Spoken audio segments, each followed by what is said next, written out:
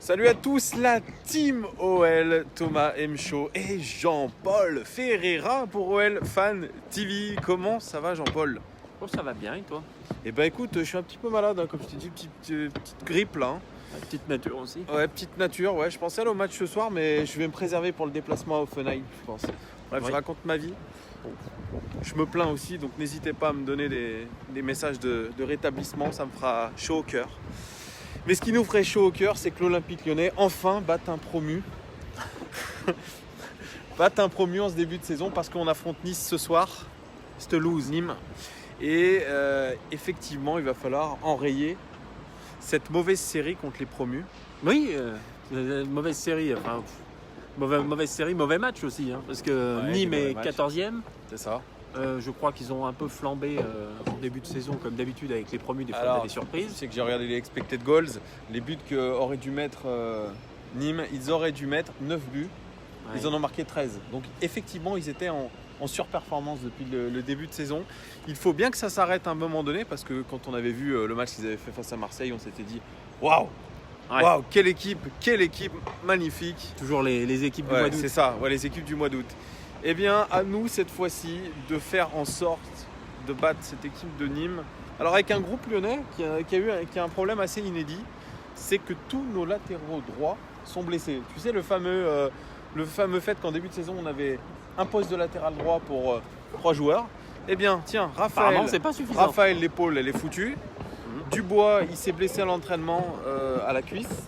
Et Kenny Tété, qui n'est pas apparu avec l'Olympique Lyonnais depuis le début de saison, est lui aussi blessé. Voilà, donc un casse-tête pour Bruno Genesio.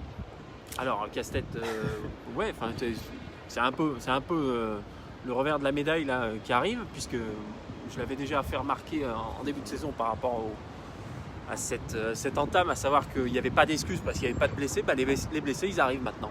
Donc, est-ce que ça va influer fortement sur la presta et les résultats de l'OL? Mystère. Ça pue le match piège. Ça pue le match au pied, sachant que Bruno Genesio voudrait remplacer un de nos latéraux droits blessés par Ferland Mendy, qui est soi-disant très bon du pied droit. C'est ce qu'a dit Bruno Genesio.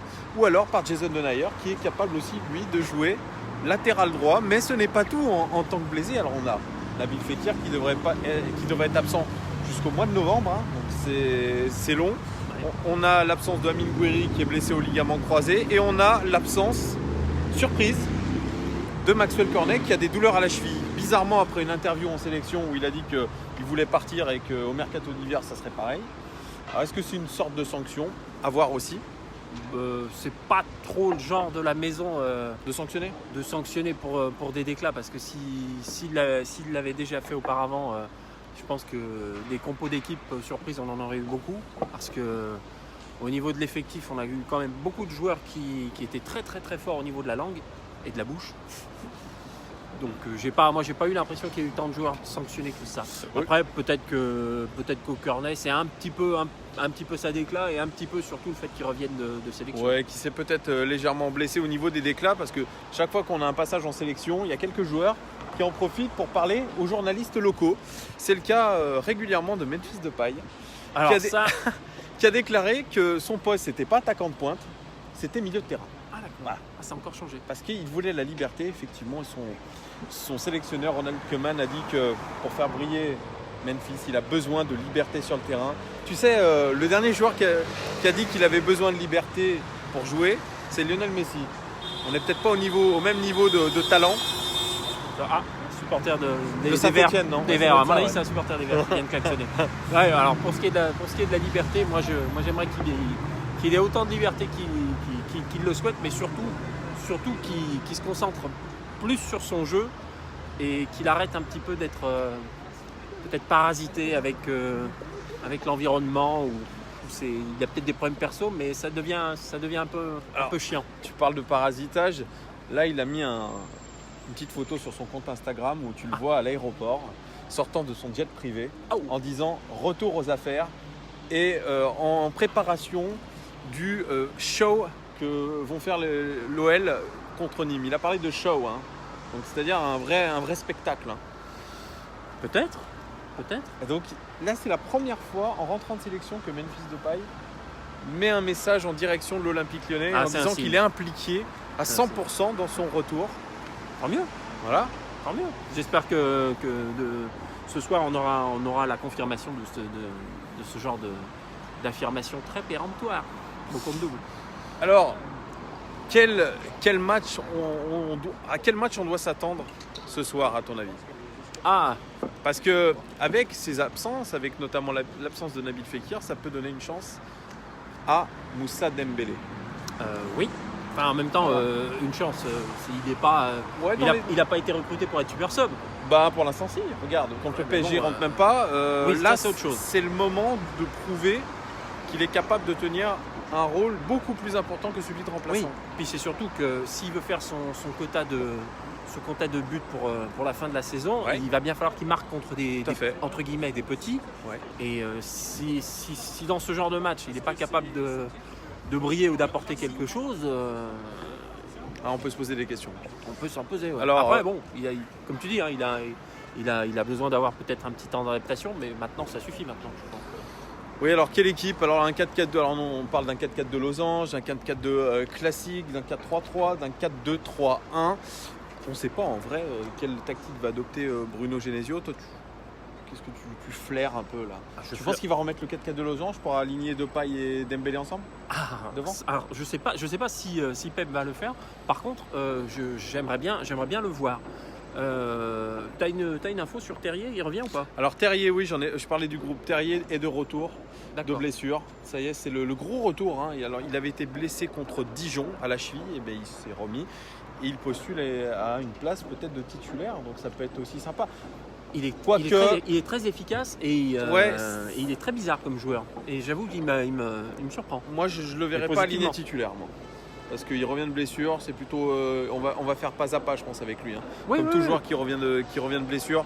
On devrait peut-être avoir un milieu de relayeur Ndombele, Aouar. Ndombele qui a fait un joli passage en sélection. Aouar aussi, avec les Aouar espoirs, aussi qui a avec marqué. Ouais, tout à fait. Aouar sur une passe de Dembélé. Voilà, donc oui, ça pourrait être ça. À gauche, sur le côté de la défense, on pourrait avoir Marsal qui revient de blessure. Le parce Badi. que apparemment, il était vraiment blessé Ah là là. au mollet, une blessure difficile qu'il a longtemps éloigné des terrains et où il a mal vécu les choses. Je pense que c'était pareil, c'était un mélange de blessures et puis de rancœur. Ah bon, moi j'aurais plutôt pensé qu'il serait blessé au scaphoïde en poussant Genesio, mais bon.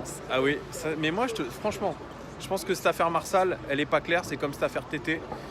Les joueurs qui sont blessés comme ça, qu'on met à l'écart du groupe et qu'on veut bien dire qu'ils sont blessés pour leur dire écoute, tu fais ta peine à l'extérieur du groupe et ensuite on te reprendra, voilà. Oui, enfin c'est toujours Mais- pareil aussi en fonction du joueur à qui tu as affaire. Il y a des joueurs cadres dont tu ne fais pas partie, à qui on va pardonner beaucoup de choses. Par exemple, donc je disais, Ouais. Tu disais, excusez-nous, Avant on a l'interruption. toujours des problèmes de caméra, c'est le matériel qui est un peu compliqué, mais Jean-Paul, tu nous disais oui, je disais, si tu avais dû sanctionner certains joueurs par rapport à leur déclat ou à leur état d'esprit, Depay n'aurait pas joué souvent. Hein. effectivement, et bon, Depay, quand tu le payes des milliers d'euros chaque mois, évidemment qu'on t'aligne d'entrée parce que c'est un gros investissement. C'est pas le même investissement que celui de Fernando Marsal. Hein. Donc Non, voilà. c'est sûr. C'est pareil, c'est toujours la même chose. Mais bon, on devrait quand même avoir une équipe plutôt classique du côté de l'Olympique Lyonnais. Hein. On va pas prendre trop de risques. Il y a un truc qui ne l'est jamais classique avec l'OL, c'est le déroulement des matchs. Est-ce qu'on va encore avoir droit à une mi-temps sur deux? Est-ce que ça va suffire surtout? C'est là est la question parce que même si ce match est très compliqué à pronostiquer, et tu les aimes les pronostics, J'adore tes pronostics. il faut absolument se remettre dans le bain. Moi, je suis pas convaincu que la trêve leur ait fait vraiment du bien. J'aurais préféré qu'ils rejouent tout de suite dans la foulée, histoire de se rassurer. Oui, parce qu'on doit effacer ce résultat absolument apocalyptique contre le Paris Saint-Germain. Le résultat, la prestation, c'est autre peut-être- chose, mais le résultat. Voilà, peut-être que les joueurs l'ont quand même oublié, mais il va falloir se remettre dans le bain, Attends. remettre les automatismes, etc. hein. Attends, les joueurs l'ont oublié. Pas sûr, parce qu'apparemment, ils ont un mental très très fragile et ils sont très très très influençables. Je sais à quoi tu fais référence, aux paroles de Bruno Genesio en conférence de presse, qui a dit que c'était de la faute des journalistes si l'Olympique Lyonnais n'y arrivait pas, que ces joueurs, à force de leur rabâcher qu'ils n'y arrivent pas face à des blocs bas, eh bien, ils ont fini par s'en convaincre qu'ils n'y arrivaient pas et que c'était donc la faute des journalistes. Alors, j'espère pour lui que c'est de la mauvaise com, parce que s'il croit vraiment ce qu'il déclare dans ses confs là, Ça commence à être grave. Hein. Oui, c'est inquiétant. C'est comme la prestation au Canal Football Club. Monsieur a toujours une excuse. Hein. Évidemment, c'est jamais de sa faute. Hein. Jamais. Voilà. Donc ça aussi, il va falloir arrêter à un moment donné. De toute façon, les résultats, on les verra sur le terrain. Donc il peut faire les déclarations qu'il veut, comparer l'Olympique Lyonnais à l'Espagne, parce que bon. Ah oui, ça serait voilà. très drôle aussi. Et vous avez vu Espagne-Angleterre, nanana. Ouais, écoute, arrête. Hein. On compare pas comme c'est quoi tu me disais toi. Bah non, c'est comparer des matchs comme ça. Moi, je veux bien, mais le problème c'est que l'OL a pas rencontré des adversaires du calibre de l'Angleterre qui sont. Si, Paris Saint-Germain, mais on a pris une claque. Non, mais quand ils oui, font des contre-perfs. C'était pas des cadors. Tout à fait. Donc je suis désolé, ce genre d'argument ça tient pas. Puis à la limite, tu découvres pas le foot et tu sais que si tu as vraiment de la possession, tu vas avoir des adversaires qui vont jouer comme ça. Après, tu as des solutions, tu as des opportunités, tu as des astuces tactiques, tu as des joueurs de qualité quand même autres qui sont capables de t'apporter de la qualité technique et de faire la diff. Si tu n'as pas tout ça, bah merde. Enfin, je sais pas où passe le pognon alors. Eh ben, il passe dans le remboursement du stade. Ah d'accord. D'ailleurs, magnifique, hein, quand on parlait la dernière fois du stade, là j'ai vu qu'il y avait une promo à 8 € pour ce soir pour aller au stade. Preuve qu'ils n'arrivent pas à remplir le stade dans des petites affiches. Hein. Mais je ne vais pas revenir là-dessus, mais 8 €. Moi ça me dérange pas, mais qu'il soit à 8, qu'il soit à 5, les billets, ce qui compte c'est que les gens viennent, et encore une fois, qui viennent consommer. N'oublie pas qu'ils vont consommer. Je connais pas un seul supporter qui vient et qui, entre guillemets, qui n'achète rien. Tu as raison, Jean-Paul. Et je pense pas que les boissons soient low cost hein, non. quand tu y vas. C'est pareil qu'au cinéma. Hein. Ça doit être 5 € le verre. Bon, bah voilà. Alors, on arrive à la partie prono. Alors là, JP prono pour ce soir. Je veux le résultat et le nom des buteurs. Le résultat... Même si c'est Nîmes, même si c'est le match piège, les Dembélé, les Aouar, même les Memphis, allez, 3-0. Oh, allez, victoire de l'Olympique Lyonnais, 3-1. But de Dembélé, but de Ndombélé. Enfin, il va marquer son premier but avec l'OL, j'espère. Et un petit but de Marcelo sur corner. Ah là là là là. Ouais, ça c'est de la stat. Voilà les gones pour cet avant-match OL Nîmes. Dites-nous vous ce que vous en pensez dans les commentaires. Qu'est-ce que vous pensez que l'OL va faire? Comment l'OL va évoluer ce soir au niveau tactique? Quel est votre pronostic? Est-ce que vous êtes positif? Est-ce que vous êtes négatif par rapport à cette rencontre de ce soir? Dites-nous tout en commentaire. On est ravis de le voir. Surtout, dites-nous si vraiment Mélissa avec Aouar, ça fait d'elle une cougar. 24 ans, 19 ans, moi je suis pas sûr. Hein. Il est resté bloqué, JP.